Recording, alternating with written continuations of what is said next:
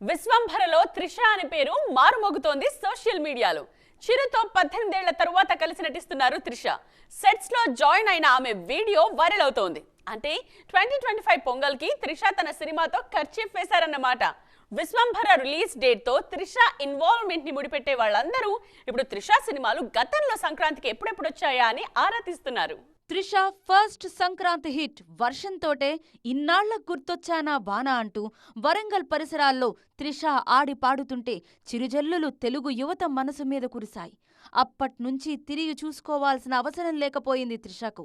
అంతేనా, నువ్వొస్తానంటే నేనొద్దంటానా మూవీని కూడా మరో సంక్రాంతికి బిగ్గెస్ట్ హిట్ చేసి చెన్నై సోయగానికి బహుమతిగా ఇచ్చేశారు ఆడియన్స్.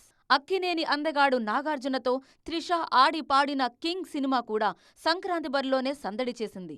ఆ సినిమాలో నాగ్ త్రిష మధ్య కెమిస్ట్రీకి ఇప్పటికీ ఫిదా అవుతూ ఉంటారు అక్కినేని అభిమానులు.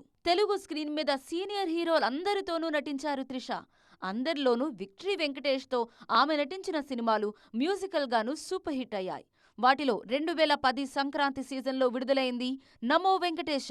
2012లో బాడీగార్డ్తో మళ్లీ సేమ్ సీజన్ని టచ్ చేశారు. అయినా నమో వెంకటేశ రేంజ్ హిట్ ని అందుకోలేకపోయింది బాడీగార్డ్. ఇప్పటికి 5 సార్లు సంక్రాంతి సీజన్కి వచ్చారు త్రిష. మెజార్టీ సినిమాలతో సక్సెస్ చూశారు. ఇప్పుడు చిరుతో చేస్తున్న విశ్వంభర 2025 సంక్రాంతిని టార్గెట్ చేసింది. స్టాలిన్ తర్వాత వీరిద్దరి కాంబోలో వస్తున్న ఈ సినిమా మీద ఎక్స్పెక్టేషన్స్ మామూలుగా లేవు మరి.